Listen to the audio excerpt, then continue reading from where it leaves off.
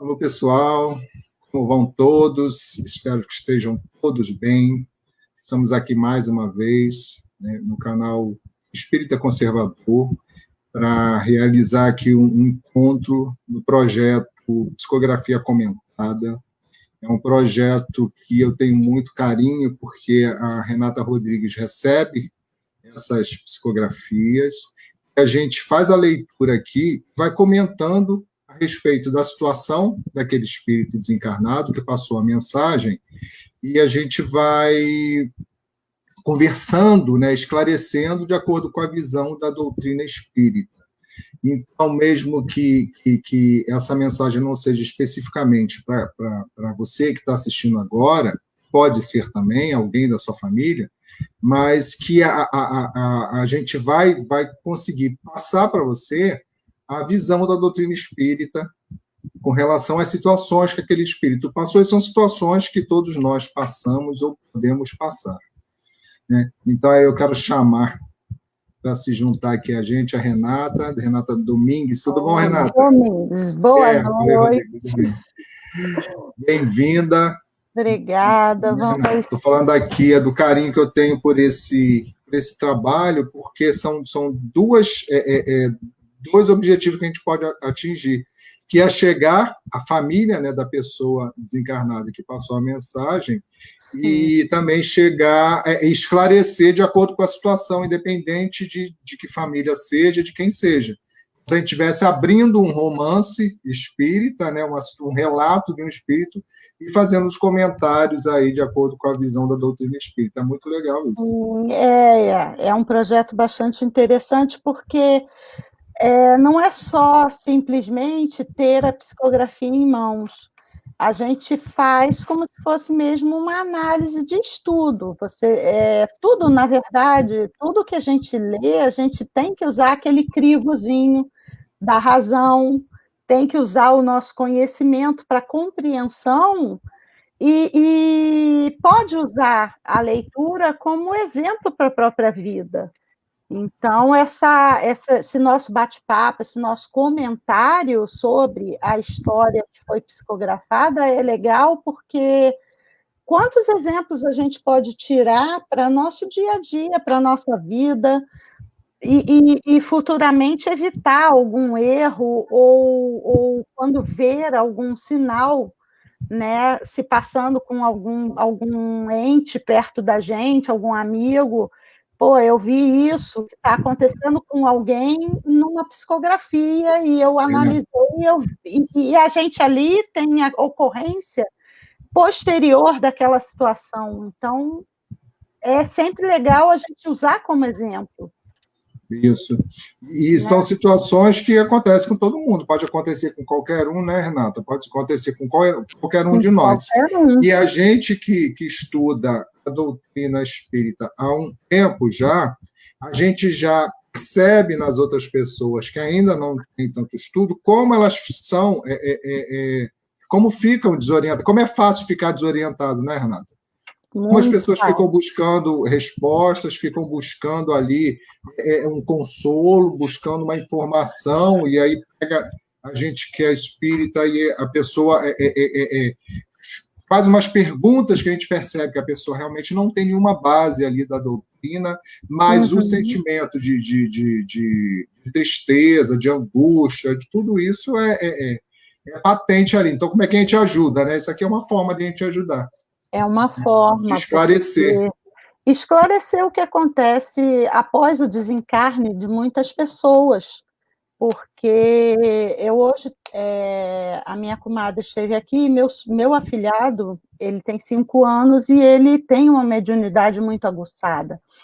E ela falou, eu até dei um livro para ela falando sobre obsessão em crianças e tudo, para ela ler, para ela entender, porque ela fica assustada.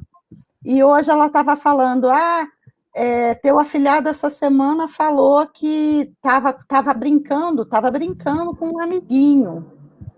E aí eu perguntei que amiguinho era, ele disse que era o João, que chora muito, brinca com ele, mas quando não está brincando com ele, chora muito porque sofreu um acidente de carro e se perdeu da mãe e não consegue achar a mãe. Meu Deus. Quer dizer, são coisas que acontecem. E aí, como ele tem 5 aninhos, 6 anos, né, pequenininho, eles vendo um filme na televisão, apareceu um menininho com uma roupinha de suspensório, uma roupinha social de suspensório e gravatinha borboleta. Ele falou: olha, meu amigo Miguel, meu amigo João, usa uma roupa igual a essa. Sério? É, meu afilhado. Né? Então, Caramba. assim, é E uma criança. a mãe dele é espírita? Não, Ela tem um conhecimento? Não, aí fica sem saber o que fazer, né? Fica te perguntando, né? pois é, e aí, assim, lendo essas psicografias, lendo as histórias dos relatos que se passaram no desencarne das pessoas e tudo mais, a gente tem uma noção do que acontece e como ajudar. Num caso desse, é o que eu falei para ela, eu falei, isso é normal, às vezes acontece, às vezes, como foi um acidente de carro, ele pode ter desencarnado e a mãe não, e aí ele não consegue encontrar a mãe, né? Tem uma série de situações, e realmente tem muitos espíritos que ficam esperando resgate perdidos.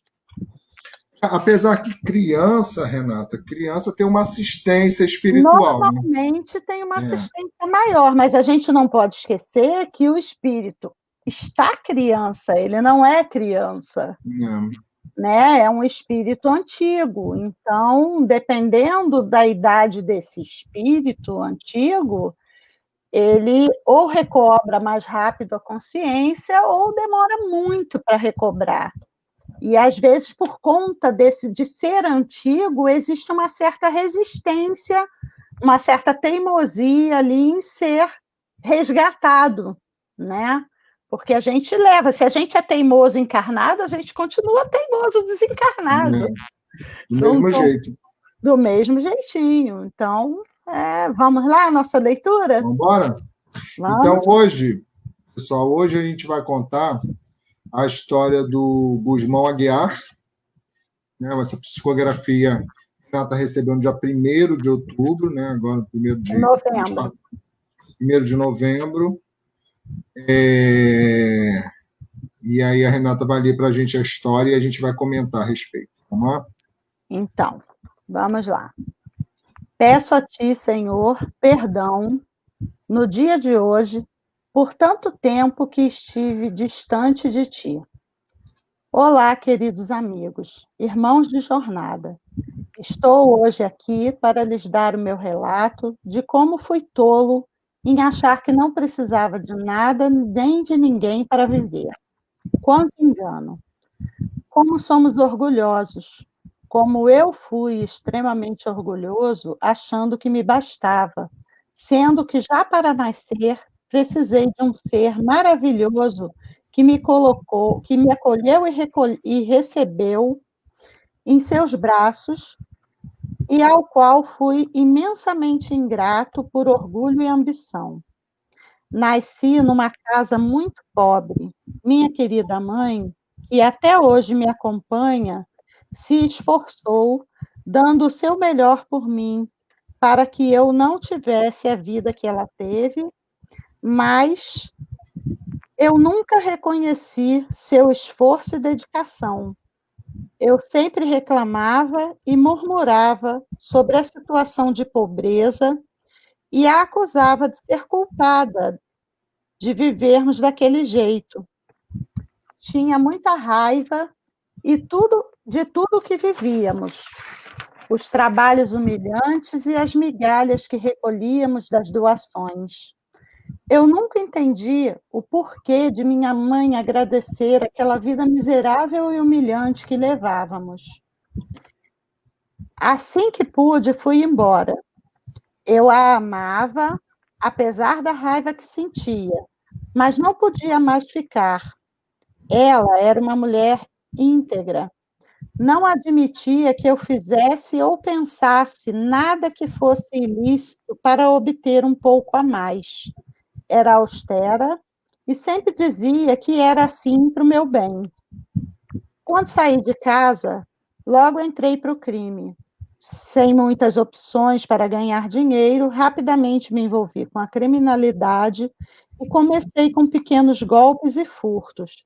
Depois a coisa foi crescendo, até eu chegar ao ápice da minha desgraça, quando atingi de morte minha primeira vítima. Foi minha desgraça e não levou muito tempo e fui morto em um cerco dos policiais. Ao chegar do outro lado da minha vida, não levou muito tempo. Na época, nem sonhava que existia.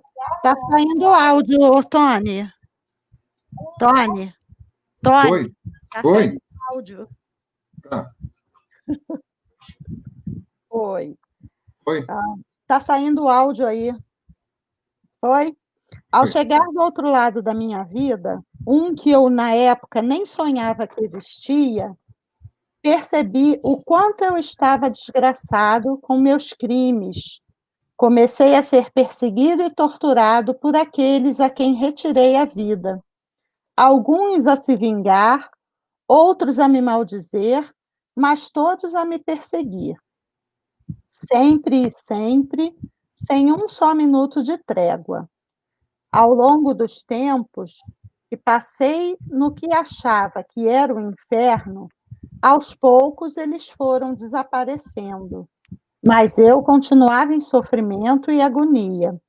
Comecei a lembrar da minha mãe, e que ela sempre dizia que o que fazia era para o meu bem, que eu precisava entender que Deus dava para a gente a vida que a gente precisava. Hoje sei que minha mãe era muito sábia. Um dia recebi a visita de um frei. Parecia um tipo de monge. Esse senhor veio me chamar a segui-lo se eu estivesse disposto a aprender realmente o que não quis antes. Como já estava cansado de ser torturado por minha consciência, o segui. No lugar para onde fui, era como um convento, e lá tive todas as chances de pensar em tudo o que fiz e entendi finalmente a chance que desperdicei não aceitando os ensinamentos que minha querida mãe dispensou a mim. Realmente, ela estava certa, era aquilo que eu precisava, mas joguei minha oportunidade de correção fora. Agora, trabalho já há um longo tempo no resgate de vítimas de crime e vejo diariamente seu sofrimento, o que isso causa em suas famílias. Parece que é um castigo, conviver com as dores que já causei aos outros, mas não. Eu não tinha ideia do que era um crime cometido de fato. Infelizmente, quem comete um crime ainda não tem visão de dor coletiva. Com esse trabalho, estou aprendendo a cada novo atendimento a sentir o que eu ainda não conseguia entender, a dor. Tudo em mim tem se modificado sensivelmente, e junto do trabalho, o estudo do Evangelho é o que vai me dar a chance de me redimir futuramente com aqueles a quem causei dores. São muitas coisas que preciso consertar, mas está quase chegando a hora em que Deus, misericordioso, me dará a nova oportunidade de provar que eu estou mudado. Oro a Jesus que me ajude todos os momentos, pois não quero desistir novamente deste novo projeto. Meus amigos, acreditem, todos recebemos de Deus a vida que precisamos. Sejam gratos e não sigam o caminho errado como eu fiz. E Deus os recompensará com a paz do dever cumprido. Estejam na luz do Senhor e serão vitoriosos. Deste amigo que vos fala, Gusmão Aguiar. Que história, hein? Eu achei essa história fantástica. Primeiro, porque ninguém pensa, a maioria das pessoas, não estou dizendo ninguém, não vamos generalizar. A maioria das pessoas não pensa que um criminoso tenha uma nova chance. Você vê que muitos deles saem das cadeias e não conseguem emprego, e não conseguem se reajustar muitas vezes porque não recebem dos outros, dos seus irmãos em Deus, uma chance de levar a vida adiante. E muitos, às vezes, saem e voltam para o crime por não receber essa chance. E no caso desse irmão, o Gusmão, ele já, pelo início da psicografia, quando ele fala que ele era bastante orgulhoso e achava que não precisava de ninguém, a gente vê que ele tinha isso ainda impregnado nele, a questão do orgulho, da ambição, de querer mais do que ele tinha. E como ele veio numa família, numa casa pobre, né, não tem explicitamente a situação aqui, mas pelo que eu entendi, era só ele e a mãe. Né? E ele já recebeu essa questão da vida difícil, talvez por... Da pobreza, né, Renata? E você vê a diferença, ele coloca muito bem a diferença, a percepção da mãe dele com relação à vida, a percepção dele, né? Enquanto E a mãe dependendo... agradecia o que recebia, ele ficava com raiva. Porque, assim, pelo esclarecimento da doutrina espírita, a gente combina a situação que a gente vem, porque aquela situação será favorável para o nosso crescimento. Só que quando a gente encarna, a gente esquece. E aí vem a questão que você falou, da vaidade, a questão do orgulho. Aí ele vem dentro, junto com a mãe, numa vida simples, né? Ele revoltado porque a maioria, assim, se sente indignado, se sente injustiçado por Deus e por todo mundo, por aquela situação. Esqueceu que combinou que viria numa situação difícil porque precisa, né? Precisa, né? Precisa. Aí, e a gente vê pouco hoje em dia, mas eu me lembro muito antigamente que a gente via as pessoas mais idosas, que já tinham uma vida de dificuldade, a vida toda foi dificuldade, mas eles tinham uma gratidão a Deus por qualquer coisa que eles tinham, que conseguiam. A gente não vê mais isso, Renata. Não vejo mais isso. As pessoas falam até como é que está, estou indo do jeito que Deus quer. Como é que você está, Renata? Está cheio de problema, mas está tudo certo, Deus que mandou, né? Então tinha um respeito a isso que hoje a gente não tem. Hoje a gente tem, até pela sedução do mundo material, né? Você vê do seu lado uma pessoa que tem muito, você não tem pouco, e aí esse conflito aí de sentimento, a gente esquece que combinou que tinha que vir pobre, tem que batalhar o dobro ou o triplo para poder ter uma vida melhor. Para poder ter uma vida melhor. Ou não. Ou o nosso combinado foi aprender a se resignar, né? Com a vida que tem. Então, assim, nessa história dele aqui, no meu entendimento, pelo que eu senti, né? Ele veio nessa situação de pobreza com uma mãe realmente, como ele diz aqui, bastante sábia, porque a mãe, no íntimo dela, como ela dizia, que ela era austera com ele porque era o que ele precisava, que a vida que ele tinha era a vida que ele precisava. Então, esse espírito já devia ser um espírito bastante adiantado e que, de repente, um espírito familiar dele que estava tentando resgatá-lo. Né? Ou um espírito que foi voluntário, né? Também pode acontecer, foi voluntário para receber um espírito como esse, rebelde como esse, orgulhoso, né? E muitos espíritos, ou pode ser familiar ou não, se coloca à disposição para não, eu recebo e ajudo a educar.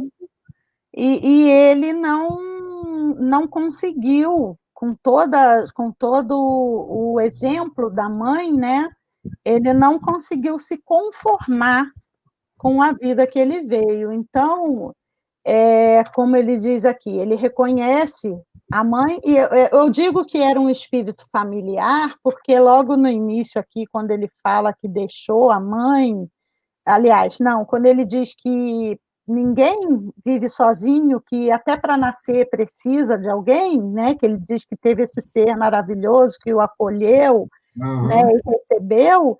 Ele diz aqui: nasci numa casa muito pobre, minha mãe querida, que até hoje me acompanha. Por isso que eu digo que é um espírito familiar. Entendi.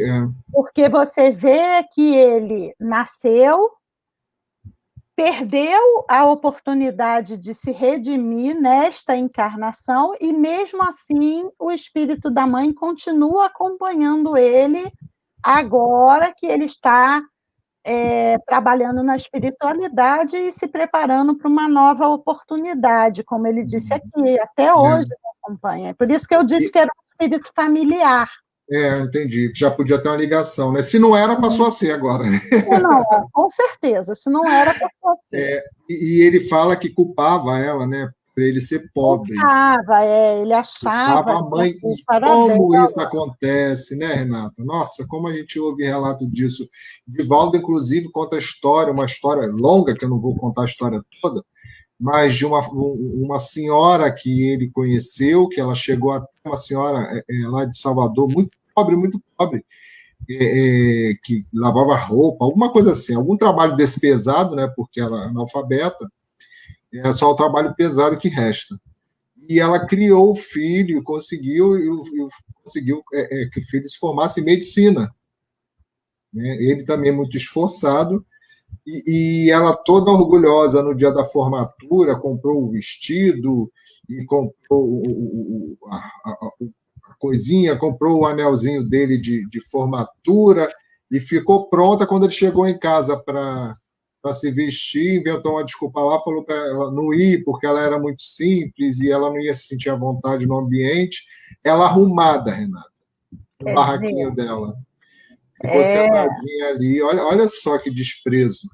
É muito triste. Falta de compreensão. Não, na verdade, não é o que ele falou aqui. Ele, depois que saiu, o Gusmão aqui, depois que ele saiu da casa da mãe, como, não, claro, era paupérrimo, provavelmente não tinha ainda começado a estudar, né, em momento nenhum da vida, ele foi para a vida de crime, né, que era o meio mais fácil, pela ambição dele, era o meio mais fácil que ele viu de arrumar dinheiro rápido. E aí, como ele diz aqui, que ele, depois de começar a cometer homicídios, acabou morrendo num cerco da polícia enfim, foi aí que ele se deu conta do que realmente é a vida. Ou seja, ele saiu de casa, saiu da pobreza e entrou direto para o crime, para outra pobreza, né? Uma pobreza pior. Uma pobreza moral, né? É uma pobreza moral que a gente acaba pagando muito mais por essa pobreza moral do que pela pobreza material, porque a pobreza material, se a gente correr atrás, a gente trabalha, tira um dinheirinho, faz alguma coisa. A pobreza moral não tem como. Não tem como. E por sorte dele, já deu tudo errado no início, porque eu acho que se ele tivesse mais tempo de vida, ele cometeria mais erros. Exatamente. Né? E aí só teve tempo de matar uma pessoa. Eu ia pular a situação para completar o pensamento da história que você contou, porque deixa eu pular, depois a gente volta. Tá. Ele desencarnou, e aí ele foi, como ele fala aqui, depois dos suplícios que a gente ainda vai comentar, foi resgatado e começou a trabalhar. Quer dizer, quando ele explica aqui que quem trabalha no crime, quem comete homicídios, na verdade, não pensa na realidade do que está cometendo, é exatamente esse caso desse filho, que a mãe fez todo o esforço, magoou a mãe toda arrumadinha para ir para a formatura, não levou a mãe por vergonha. E é o que ele fala aqui. A pessoa, como ele disse, a pessoa que comete o crime, ela não conhece a dor. Então, para ela é indiferente o que ela está fazendo com o outro, porque ela não conhece a dor e ela não tem empatia pela dor do outro. Quando a gente tem muito orgulho, normalmente a gente não tem empatia pela dor do outro, né? E foi o caso dessa história do Divaldo também. O problema do orgulho é esse, né? A gente não consegue se colocar no lugar do outro. Não consegue ter empatia por ninguém. E aí, voltando à história do Gusmão, como ele diz aqui, foi para a vida do crime, tudo que a mãe veio tentar ajudar ele que não acontecesse foi justamente o que ele buscou, né? A mãe com aquela criação austera, como ele disse, que não admitia que ele pensasse em fazer nada ilícito para ganhar um pouco a mais, né? nas esmolas, nas doações, enfim. Essa austeridade toda tem uma razão de ser. E também, Renata, isso aí era uma austeridade muito grande na visão dele, né? Na visão dele, porque de repente tem que saber como é que ela é. De repente era uma mãe cuidadosa, zelosa, e ele enxergava como austera. Porque é o certo. A responsabilidade nossa na criação dos filhos é muito grande. Porque a gente, desde pequeno, verifica a tendência daquele filho. A gente vê se a criança é egoísta, se a criança não divide os brinquedos na hora de brincar com os outros, se a criança... A gente observa, sabe? Se a criança é mandona, se a criança... Tudo isso a gente observa, só que muitas vezes a gente acaba, por excesso de apego, que eu não digo nem que seja amor, porque o amor diz não. O amor que quer educar, que quer ensinar, diz não. Mas por excesso de apego, a gente acha que não pode fazer aquela criança sofrer de jeito nenhum, não pode dizer não. E a gente deixa as crianças crescerem egoístas, a gente deixa as crianças crescerem sem se preocupar com o colega, sem pedir desculpa, né? Hoje em dia, a gente vê muito isso quando vai nas reuniões de pais, nas escolas, que os pais vão na escola desacatar os professores porque chamaram a atenção dos seus filhos. Isso mesmo. Né? E antigamente, eu, pelo menos, fui criada assim, e criei meus filhos assim, você está na escola, o professor é quem manda. A sua obrigação é obedecer, porque é a autoridade ali, e a gente acaba, por excesso de apego aos filhos, deixando as rédeas soltas, e as crianças vão ficando autoritárias, orgulhosas, vaidosas demais, e uma série de coisas que a gente percebe desde pequenininho, aí diz, não, olha só, ele já tem opinião. Acha bonito, né? Ele já tem opinião, olha como ele é inteligente. Gente, são tendências. Essa mãe aqui, além da missão dela ser corrigir esse espírito, ela aceitou essa missão de corrigir esse espírito, que do jeito que ele era, provavelmente já não tinha sido tão fácil antes, porque, vamos pensar bem, se hoje nós somos a nossa melhor versão, ontem a gente não era bonzinho. Anteontem também não. Nas outras encarnações, ele também não foi bom. Então, não tem nada de melhor lá para trás, né, Renata? Nada de melhor para trás. O melhor vem para frente. E ele veio com essa mãe com essa missão. Então, ela não tinha como passar a mão na cabeça dele quando ele choramingava pela miséria, pela pobreza que eles viviam. Ela agradecia e, com o exemplo dela, ensinava ele a agradecer. Né? E ele não aceitou esse exemplo, não aceitou esse ensinamento. Então, foi o que ele diz aqui. Ele jogou fora as oportunidades de correção que ele teve ao lado dessa mãe amorosa, porque provavelmente ela era amorosa, porque ela está do lado dele até hoje na erraticidade. Né? Então, ela era uma mãe muito amorosa. Só que ela sabia o que o filho precisava. Toda mãe sabe. É que a gente realmente peca por apego, né? E aí, bom, quando ele desencarnou, ele fala aqui dos obsessores dele, né? Aqueles de quem ele tirou a vida, como ele diz aqui, ao chegar do outro lado, na vida que eu não sabia que tinha, nem né? sabia que existia, né, o outro não lado. Sabia né? que existia o outro lado, talvez por não ter tido tempo, porque ele ficou pouco tempo com a mãe, talvez a mãe fosse ensinar isso a ele.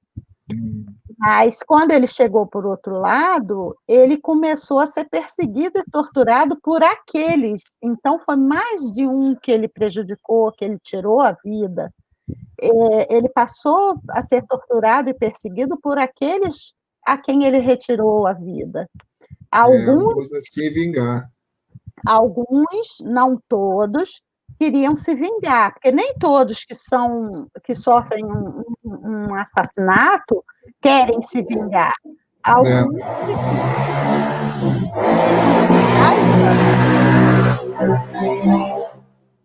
alguns ficam com raiva, e foi o que ele falou. Alguns queriam se vingar, alguns ficavam a maldizer ele, né?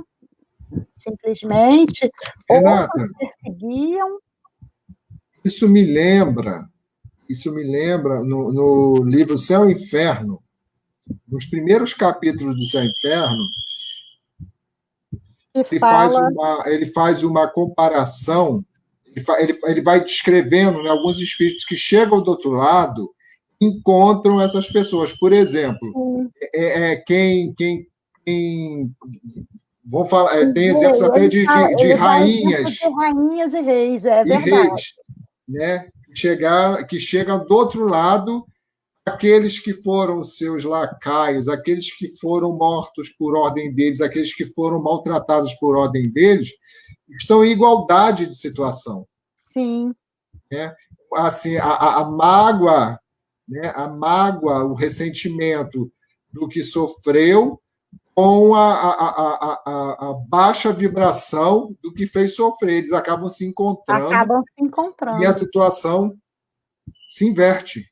Porque, embora a gente tenha que praticar o perdão, nem todos conseguem ainda, né?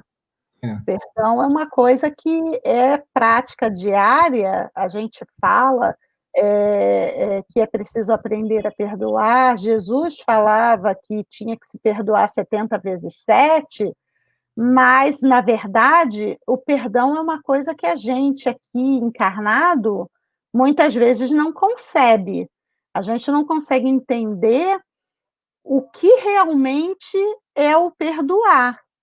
E, às vezes, a gente diz que perdoou, mas toda hora que vê a pessoa, lembra da situação. Então, não perdoou de fato.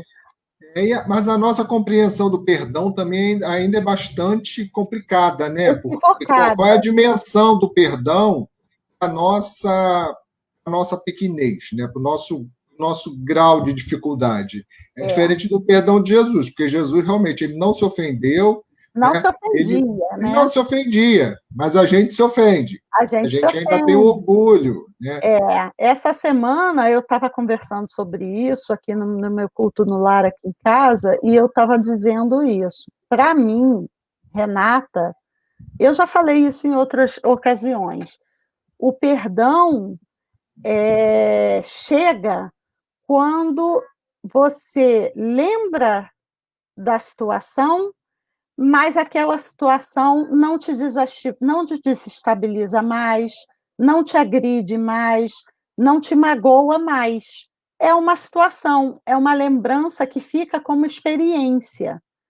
Você não fica com raiva da pessoa, né? E aquela lembrança do que aconteceu, já não te desestabiliza, já não te traz de volta lá do fundo do baú toda a mágoa. É simplesmente uma lembrança como uma experiência passada que você aprendeu.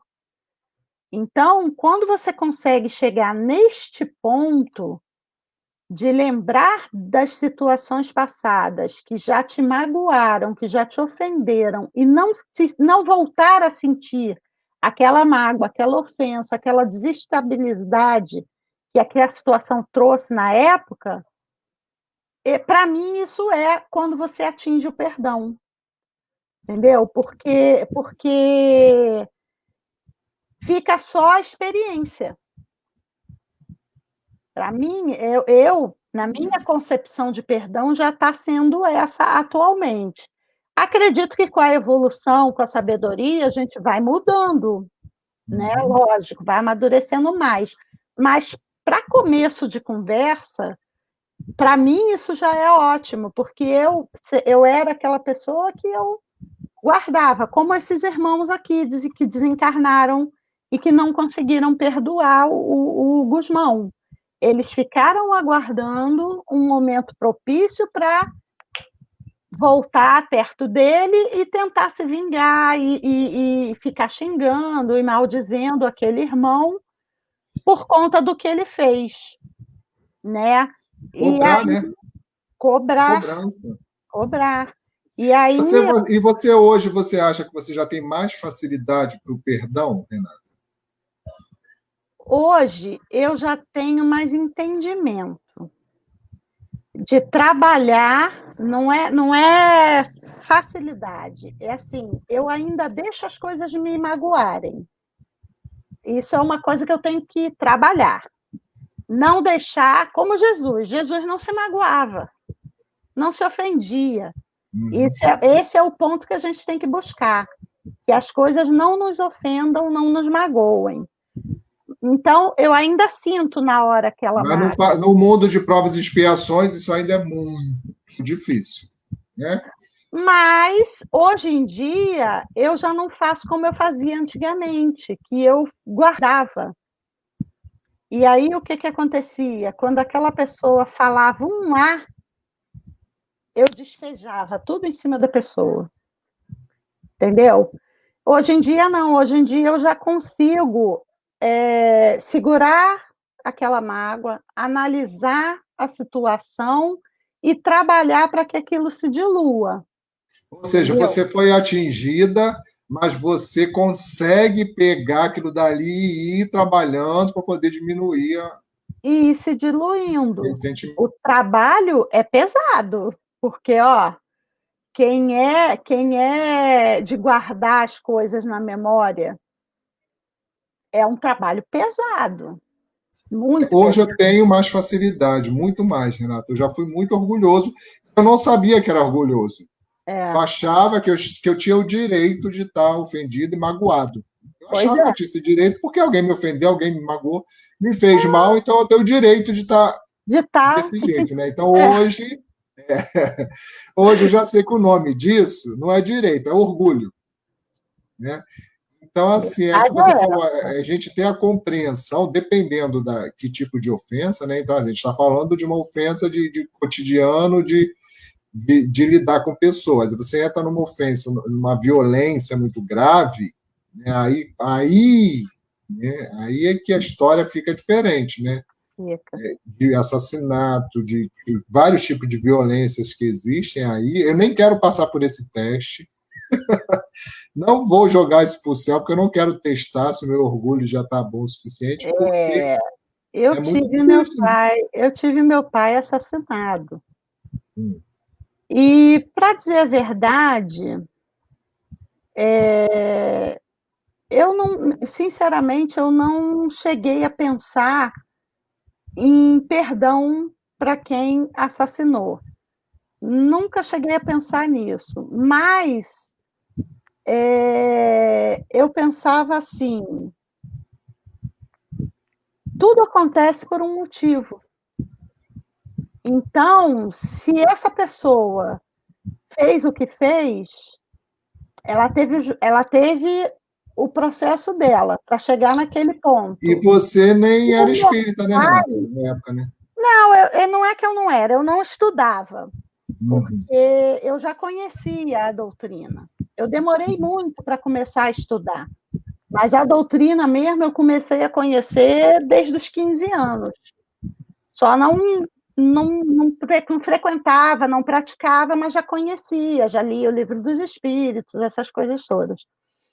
Só que eu pensava assim, se o meu pai chegou naquele ponto e precisou partir daquele jeito, né? Que bom que ele partiu rápido e não ficou aleijado, porque aonde ele levou o tiro, se ele tivesse sobrevivido, talvez ele tivesse ficado numa cadeira de rodas, tivesse uma série de problemas. Então, em momento nenhum, eu sofri pela perda do meu pai, mas em momento nenhum eu tive raiva dessa pessoa, entendeu? Embora tivesse, assim, tá fechado. Você não criou nenhum vínculo com essa pessoa, né? Não, Nem não, afetivo, nem de mágoa, de nada. Foi não. alguém Aleatório, entendeu? Então, eu acho que, assim, se eu tivesse cultivado essa raiva de meu pai foi, e essa pessoa tem que pagar, isso teria me feito muito, muito mal. Muito mais mal do que perder meu pai. com certeza. Entendeu? Deixa eu fechar só aqui que está passando muita moto. Pode Tá. continuar. E aí, bom, continuando aqui, os irmãos que ficaram a perseguir, a maldizer, aos poucos, como ele diz, foram sumindo, foram desaparecendo, porque esses irmãos foram despertando, foram sendo socorridos, né, pelos seus mentores, pelas equipes espirituais que vão recolher E esses isso é importante essa informação, irmãos. né, Renata? Porque, assim, para quem não conhece, para não ficar achando também que ficam aqueles espíritos em cima da Eternamente pessoa ali. eternamente, mas cada um tem Não, seu tempo, né? Porque cada um muitos tem deles seu também podem ter tempo. um tempo de compreensão, a espiritualidade está ajudando, tentando esclarecer, os que Seu estão tempo aqui de na Terra fazendo despertamento. prece, os tratamentos das casas espíritas, das igrejas, lugares que ajudam, tem tudo Sim, isso. sim, tem os despertamentos. É. E aí, esses irmãos, como ele diz aqui, que aos poucos foram sumindo, foram desaparecendo, eles foram chegando o tempo deles de resgate. Quem conhece, quem viu o filme do Nosso Lar, né, viu que André Luiz foi para aquele umbral e ficou lá muito tempo. Na verdade, ele ficou lá, acho que 8 anos, não foi isso? 7 anos. 7 anos.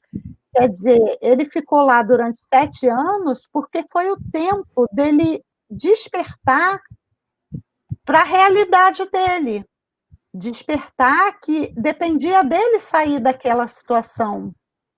Quem está ali, esses irmãos que estavam aqui perseguindo o Gusmão, querendo que ele sofresse, na verdade também estavam sofrendo. E foi chegando aos poucos o tempo deles despertarem, que eles não queriam mais aquele sofrimento para eles. E a partir do momento que o espírito desperta, após o desencarne, e se vê num umbral, numa região de sofrimento, e chega ao ponto dele dizer: eu não quero mais esse sofrimento, eu quero mudar, eu quero uma oportunidade de sair daqui, ele é resgatado. Basta partir dele, ele tem que entender que ele tem que querer mudar a sua A situação. gente via nas novelas e filmes até assim, aquele costume católico, né, que era informações que dominavam mais, a pessoa estava ali na hora da morte, então tinha um arrependimento das coisas que a pessoa fez, e muita gente, até eu por um tempo, Eu chamei que aquilo era hipocrisia, né? Porque Natan faz um monte de besteira, mas na hora da morte se arrepende, está tudo bem. Não é que esteja tudo bem, mas aquele arrependimento sincero faz toda a diferença, né, Renata? É por isso que o espiritismo não é a favor da eutanásia. Isso. Quem está sofrendo, mesmo que esteja em coma, tem o espírito, até o último momento, tem a oportunidade de se arrepender. De se arrepender então, e diminuir, mudar a rota, né? Tipo assim, olha, você ia para cá, essa pedreira aqui. Aí, em vez de ir para a pedreira, você vai para uma coisa mais leve. Um arrependimento sincero muda toda uma história. E aí, bom, vamos continuar aqui. Ele acabou conseguindo, esses irmãos foram sendo resgatados e ele chegou à conclusão, como ele diz aqui, que ao longo do tempo que passei, os irmãos foram desaparecendo e ele continuava sofrendo e em agonia, até que ele começou a lembrar da mãe. E isso foi fazendo com que ele buscasse querer sair dali. Ele começou a lembrar que a mãe dizia para ele que o jeito que ela fazia com ele era para o bem dele, que aquilo que ele tinha na vida era o que ele precisava. E aí, um dia, só depois que ele começou a reconhecer que ele errou, esse Frei, como ele disse, apareceu e ele não retirou ele de lá. É o que nós acabamos de dizer. A pessoa precisa reconhecer e querer sair. Esse Frei apareceu, ele diz aqui, recebi a visita de um Frei que parecia um monge e ele veio me chamar para segui-lo se eu estivesse disposto a aprender. Quer dizer, tudo é a nossa vontade. O livre-arbítrio é o tempo todo. A partir do momento que a gente tem inteligência e consciência espiritual, Deus dá o livre-arbítrio. E isso é o tempo todo. Se a gente está lá no umbral sofrendo os nossos infernos, porque o inferno quem cria somos nós, com as nossas escolhas erradas, com a nossa vivência errada, nós criamos o nosso inferno, o nosso umbral. Se ele criou o dele, ele só ia sair dali se ele quisesse.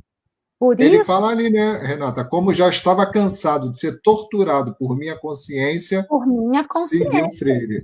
Exatamente, porque o nosso umbral, os nossos sofrimentos são todos a acusação da nossa própria consciência. Principalmente. Né?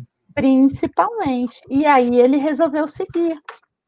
E ele, seguindo, teve a oportunidade de começar a estudar o Evangelho, e com o trabalho, você vê que o trabalho que designaram para ele foi justamente para ele entender o que era a dor que ele causava nos outros com os delitos que ele cometeu, porque é o que ele disse, ele explica aqui, a pessoa que comete o crime não conhece a dor, nem pensa que para a pessoa é só dar o tiro e acabou. A pessoa não pensa na dor que ele está causando para quem está desencarnando, primeiro porque ele não, na maioria das vezes, não tem aquele entendimento que aquela pessoa vai desencarnar, ela não vai morrer e acabou. Ela vai continuar viva num outro estado. Então, ela não pensa nisso, ela não pensa que ela está causando uma dor, e ela não pensa que ela está causando aquela dor numa família inteira. Então, é muito sério. Você falou, a gente falando disso daí, né, das consequências dos nossos atos, você falou de eutanásia. Hoje eu vi uma história de uma senhora lá na Europa e ela fez a eutanásia. Na realidade, é um suicídio assistido. Assistido. Na realidade é isso. E ela, por quê? Porque ela ficou... Muita gente se matando hoje em dia, tem muita gente se matando. muita gente se matando. E ela falou que ela, com essas lá na Europa, eles estão muito rigorosos, né? E ela viveu a prisão o ano inteiro, se sentindo sozinha, sofrendo, e aí agora estão dizendo que vai fechar tudo de novo. Ela falou que ela não ia passar por isso de novo, pelo tormento que ela passou ali sozinha, solidão. E aí ela fez lá o suicídio coletivo, e no suicídio coletivo as pessoas foram poder assistir, ou seja, as pessoas que não foram ficar com ela, não foram visitá-la durante o isolamento, por Não tem várias lógica, questões, né? foram para assistir a morte dela. Olha que encrenca que essa pessoa se meteu, Renata. E outra coisa, você sabe que eu sou aquele tipo que não acredita em nada disso. Mas vamos supor que eu esteja certo.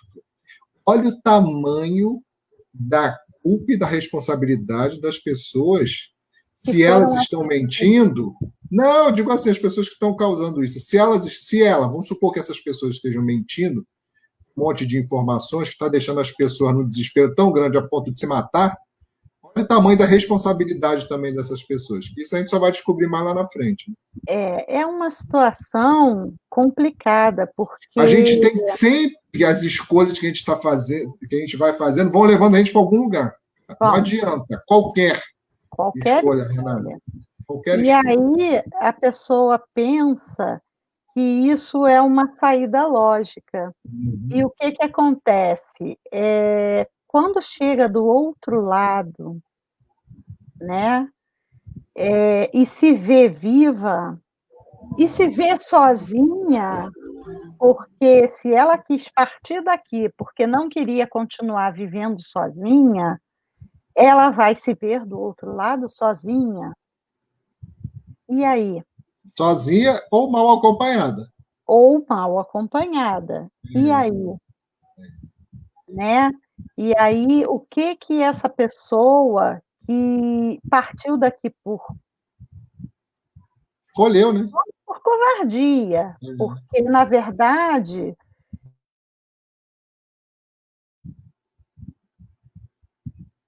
fez a gente crescer. Para mim, você E congelou aqui. congelou? Agora voltou.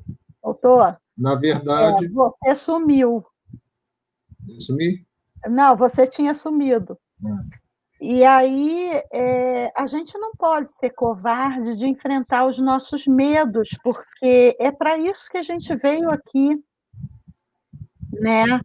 E essa pessoa que está optando por sair desta vida, jogar todo um processo reencarnatório fora, porque não quer ficar sozinha, sendo que muitas vezes ela vivia sozinha antes, É.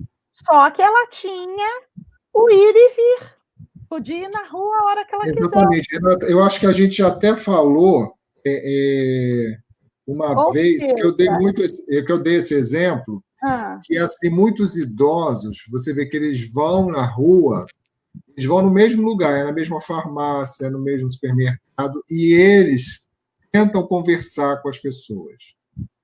A maioria das pessoas acha chato, não tem paciência. Mas muitas vezes é o único momento que aquelas em que eles pessoas conversam com a conversam. É verdade, porque a maioria vive sozinho, maioria vive sozinho, entendeu? e E eles aí vão na ela mesma padaria e gostam de chamar a pessoa pelo nome, e pelo gostam de ser nome, chamado isso pelo aí. nome. É um momento de confraternização, vamos dizer assim, né? Um momento de socialização deles. Depois eles vão para casa, acabou. E aí ela, de repente, fez essa opção por sair desta vida, jogar todo um processo reencarnatório fora, por nada, por trocar uma vida que ela já vivia antes. A única diferença é que, momentaneamente, ela não vai poder sair de casa, Ou né? seja, um engano, né? Um engano muito grande e que acarreta uma problemática muito maior, né?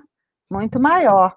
E aí, voltando aqui ao trabalho, que ele começa a entender, eu achei isso muito interessante, porque ele diz que pode parecer um castigo trabalhar vendo a dor dos outros, né? Porque ele foi trabalhar justamente vendo a dor que ele causava nos outros e que ele não tinha a menor consciência. Era.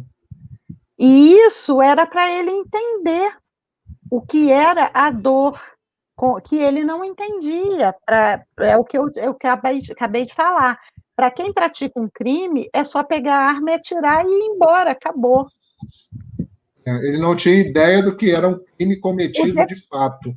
O depois, o tudo que vinha depois. Uma vez eu assisti um documentário, foi feito, desses que hoje em dia não tem mais, pelo menos como eu não assisto mais TV, eu não sei se ainda passa esse tipo de, mas eu acho que não. Eu assisti, eles foram fazer uma reportagem no presídio.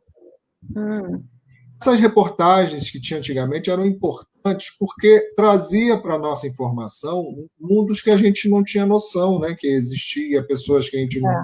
Você não sabe, não faz parte da minha rotina. Né? Não passa pela minha cabeça ir visitar um presídio. Não passa pela minha cabeça. Né? Eu não tenho nenhuma ligação. Né? É o lugar mais hostil, né, que eu acredito que exista nas cidades, um presídio, né? Ali são muitas pessoas que cometeram um erro, mas tem muitas pessoas que são espíritos criminosos, meio reincidentes, que são perigosos.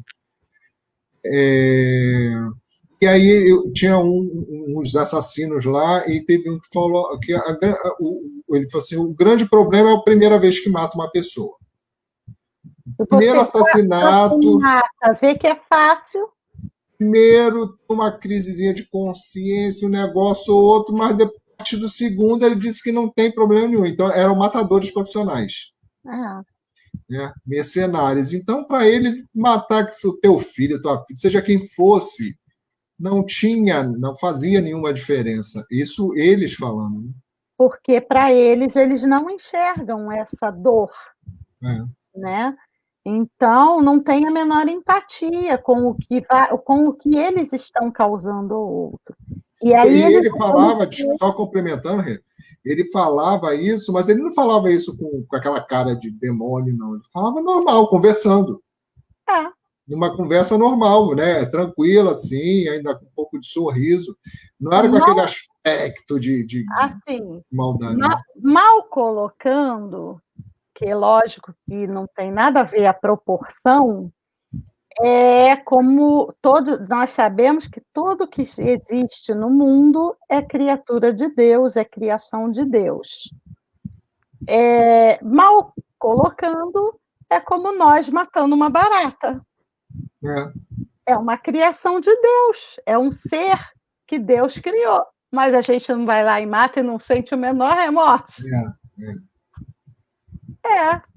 E aí, para eles é mais ou menos isso. Eles não têm empatia, ainda não chegaram nesse ponto da evolução. Foi o caso do irmão aqui.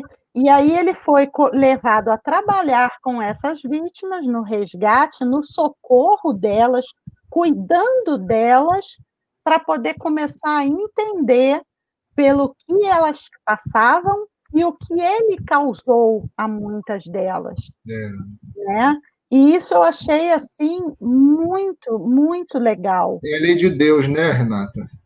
A lei de Deus é perfeita, gente. Eu achei muito legal. E, assim, essa psicografia me deu uma visão muito boa com relação a isso que a gente está conversou lá no início. Muitos recebem a oportunidade ao encarnar, de se modificar. Às vezes, eles veem na vida toda direitinha, e chega uma hora que, por uma fraqueza, comete um deslize e vai preso. Porque tem muitos que estão presos lá que não são bandidos de fato. Cometeram um crime, né? Cometeram um crime, mas por algum motivo, mas não... Não são. E aí, quando saem de lá, não recebem a chance de mostrar que eles não são aquilo que a sociedade está taxando eles. né? Ou seja, eles Na realidade, o que a gente tem é medo. Eles receberam de Deus uma oportunidade de mudar, cometeram um deslize e a sociedade não consegue dar essa oportunidade que Deus dá para todo mundo. É difícil, mas não é impossível a gente olhar uma pessoa como uma pessoa que precisa de uma segunda chance. Quantas vezes a gente erra e precisa de um perdão, precisa de uma segunda chance, com um filho, com um marido, com uma mãe, com um pai, com um irmão, com um amigo. Todo. Não é? E se a gente não recebe aquela segunda chance, fica uma situação perdida, às vezes por muitos anos. E por que a gente não pode entender que essas pessoas também precisam de uma segunda chance? São coisas sérias? São. Mas se Deus pode dar essa segunda chance para eles, a gente tem que aprender também a olhar com outros olhos essas pessoas. Dificilmente a gente faz uma oração pedindo que Deus proteja quem está lá na cadeia. Ilumine, né? Que ilumine, que toque no coração de quem tem um coração ainda muito fechado, mais embrutecido, né? Que a gente dificilmente a gente faz esse tipo de oração, a não ser especificamente um grupo de oração para presidiários. Este grupo faz, mas a gente em casa, muito difícil a gente lembrar de colocar esses irmãos nas nossas orações, a gente lembrar que eles erram, mas são erros maiores, mas são erros como nós poderíamos ter cometido num momento de surto, num momento de fraqueza, num momento de falta de qualquer coisa, por qualquer motivo. Aí a gente diz, mas eu não tenho essa índole. Tudo bem, eu não tenho, mas um filho meu pode ter. Você falou isso, Renata, me lembrou de um filme que eu assisti, de um Papa, meu Deus, agora estou forçando aqui para lembrar qual foi o Papa, alguma coisa aí. E ele era um Papa italiano. E ele não era tomado pela vaidade, porque quando a gente vai ver os bastidores, é muito normal, nós somos, padre também é ser humano, né? Então eles vivem no mundo da vaidade, ou pelo menos vivia, né? Eram aquelas coisas, aquela suntuosidade, um monte de ouro, e um monte de. Tinha carros e tinha aquele negócio todo, e acaba mexendo na vaidade da pessoa. Natural. Mas ele não era muito apegado a essas coisas assim, né? Então, assim, ele era realmente, você foi um exemplo de mais simplicidade. Ele era o Chico Xavier da Igreja Católica. E ele tem uma vez que ele sai, né, sem ninguém saber para onde ele ia, e aí ele programou ali com algumas poucas pessoas, ele foi ao presídio, foi visitar os presos. E aí todo mundo fica naquela coisa, mas como é que o Papa vai visitar, porque são criminosos, são isso, aquilo. Aí ele falou que nem o Chico falou, quase o mesmo texto, falou assim, eles precisam mais. Jesus não veio para os sãos, veio para os doentes. Isso, e ele foi lá, Renata, é tão legal que assim os presos, né, eles tinha uma separação assim, mas eles estavam bem próximos, eles se sentiram olhados. Né? O sentimento deles e outros se ajoelhando, pedindo perdão a ele, não fariam mais aquilo. Foi tão legal assistir essa cena, e Chico Xavier ia sempre, né? Uma situação dessas pode mudar a vida de uma pessoa. Atenção, né? Uma situação dessa pode mudar a vida de uma pessoa.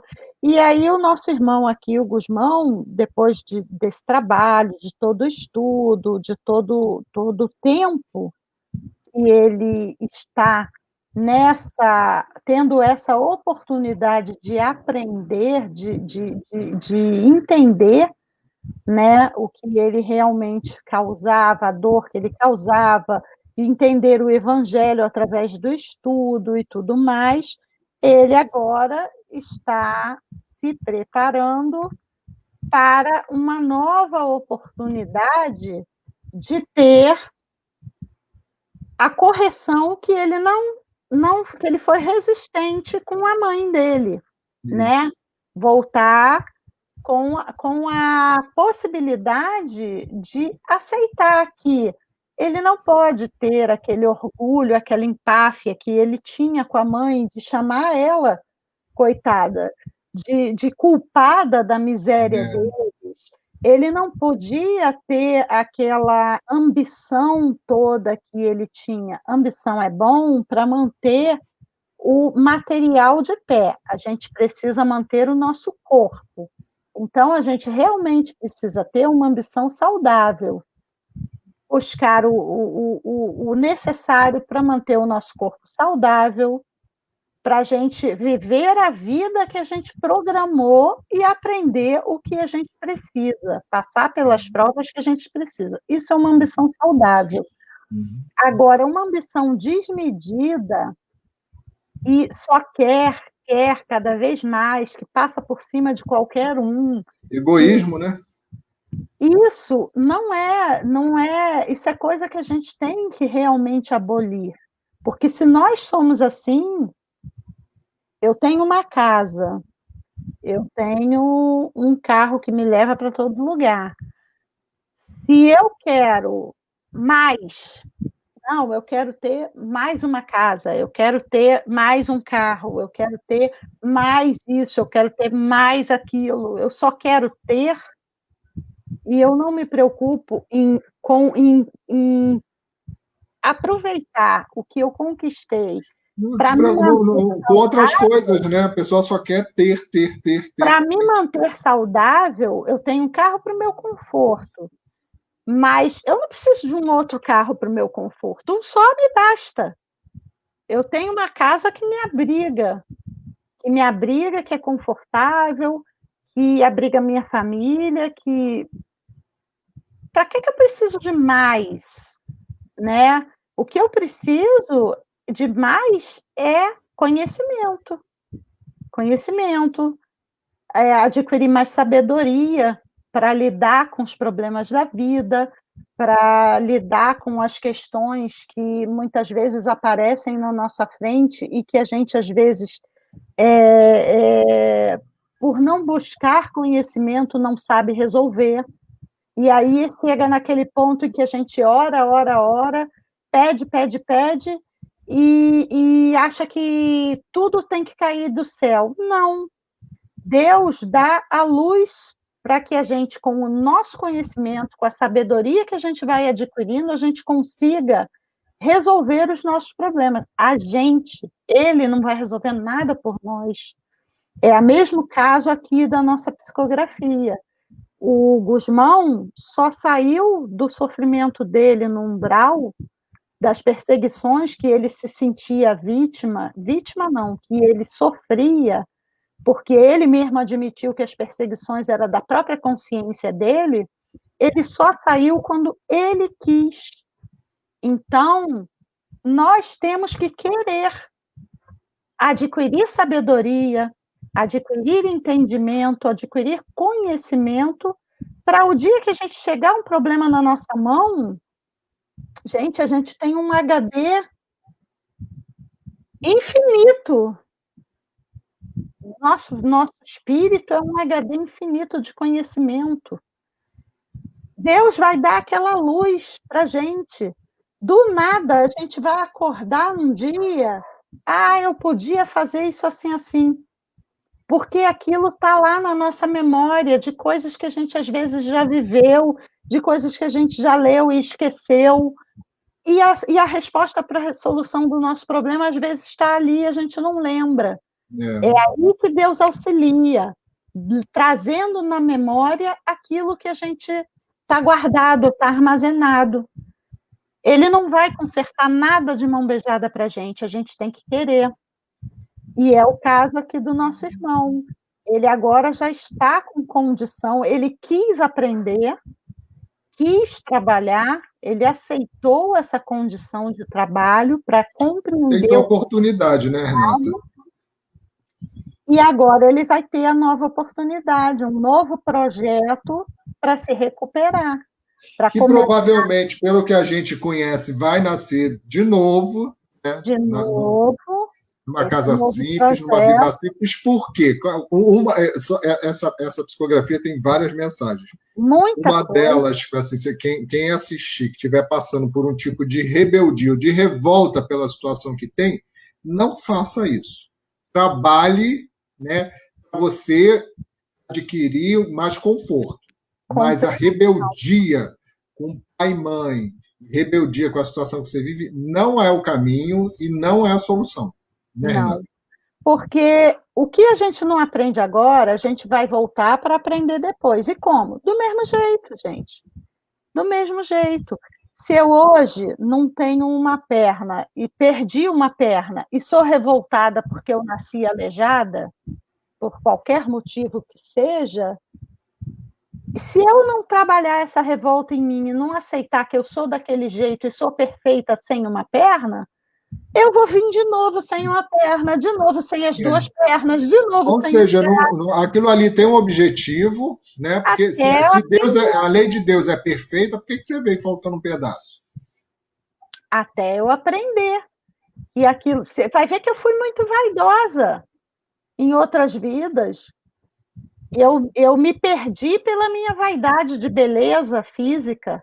E hoje eu vim com um defeito físico porque eu tenho que aprender a amar o meu corpo do jeito que ele é. E entender que o meu corpo é perfeito do jeito que ele é.